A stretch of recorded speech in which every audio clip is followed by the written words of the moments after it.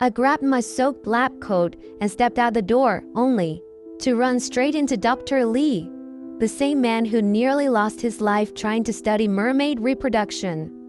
He handed me Dr. Stone's report, but his eyes slid past me, fixated on the mermaid in the tank. "You're clever," he said. "Gain his trust first, then experiment. That does make things easier." I was too impatient, he went on. If I'd fed him well, kept him comfortable, waited until he let his guard down, my research might have succeeded already. A jagged scar still marked his neck, where the mermaid's claws had torn through flesh. The way he looked at the tank made me uneasy. Before leaving, Dr. Lee patted my shoulder with a half smile. "I'm looking forward to your results, Lin." For a while, the mermaid and I got along surprisingly well. Once he was properly fed, I discovered he was incredibly picky. He wouldn't touch anything that wasn't fresh. Some fish he'd ignored today, only to decide tomorrow they looked acceptable. He hated noise.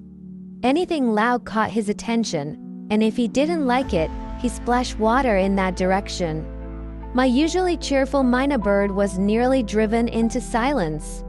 For a time, I wore a raincoat in the lab every day. Eventually I snapped, so I made a deal with him. 5 large fish.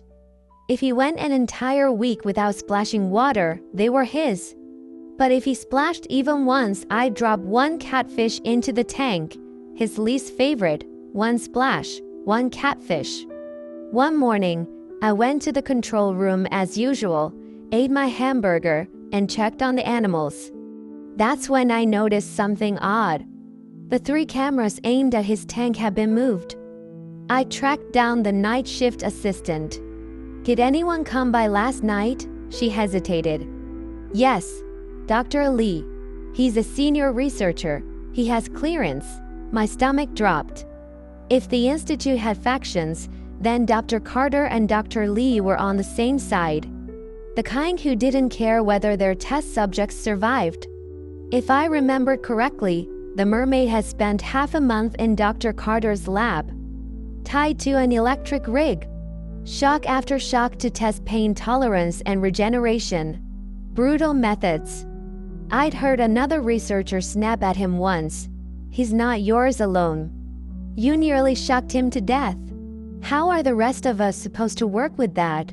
I stood up abruptly. Didn't even finish my hamburger. I ran. Something was wrong the moment I entered the lab.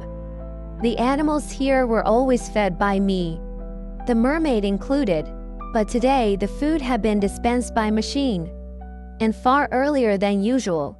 He lifted his eyes, glancing at the frozen fish sinking in the tank. He was cautious. He never ate anything from an unknown source. The turtles, on the other hand, were already swimming toward it. He snacked them away with his tail. Idiots. But slowly he sensed something wasn't right. As the fish sank, a pale yellow powder dissolved into the water. His body heated rapidly. Irritated, restless, he extended his claws and dragged them against the rock. When I reached the lab, he had his back to me, still sharpening them. The scraping sound was sharp, grating. Stone fragments littered the floor of the tank. "Are you okay?" The lab door opened again. Dr. Carter walked in, pushing a strange piece of equipment. The pelican lunged forward instinctively, trying to measure him with its beak. A jolt of electricity snapped through it. The bird collapsed instantly. I stepped in front of the pelican. "Dr. Carter," I said. "This is my lab. What are you doing here?" "Feeding them so well," he scoffed. "No wonder you've achieved nothing all these years." He tossed a notebook onto the table. My notebook. Food intake, preferences, behavior patterns. "You spend all your time studying this useless nonsense." He wheeled the machine closer to the tank. "If that's all you can do," he went on, "you might as well hand the mermaid back to me. In my hands, he'll finally be of real value." He was a senior researcher. If he wanted something, Even the entire lab would be taken from me without hesitation. I took a slow breath. What did you do to him? Ever since I noticed the cameras had been moved, I'd had a bad feeling.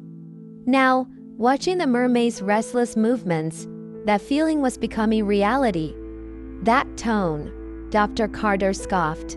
You really think of him as a person? He tilted his head, looking at the mermaid's back through the glass.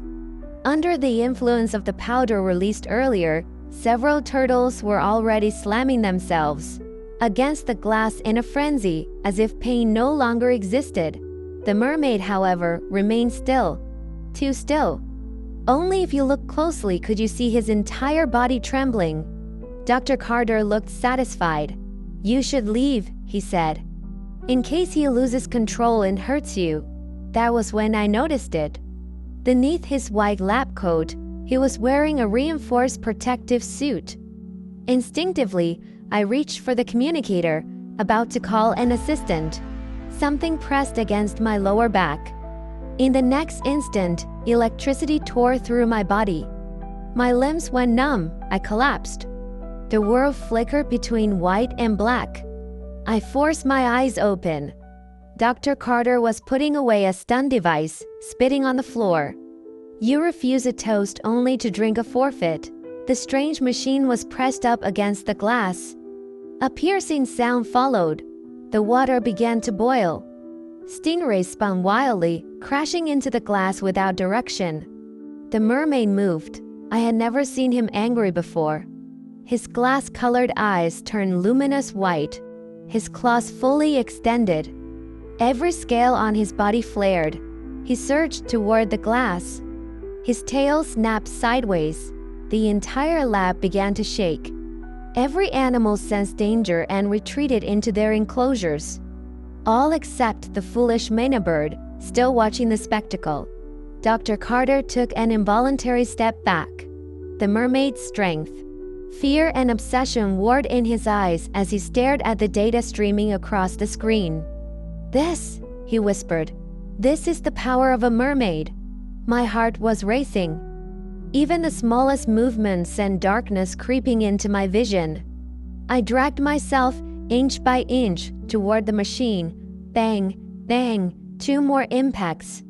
I braced myself against the floor, barely enduring the shockwaves. When I looked up again, cracks had spread across the reinforced glass. Dr. Carter's steps faltered. Only now did fear finally reach him. He backed away and tripped over the unconscious pelican. The glass shattered. Seawater exploded outward, carrying shards of glass with it. In the final second, Dr. Carter escaped. The lab doors slammed shut. I was swept away by the surge, my lower back smashing hard against the edge of a desk. Pain flared, and everything went dark.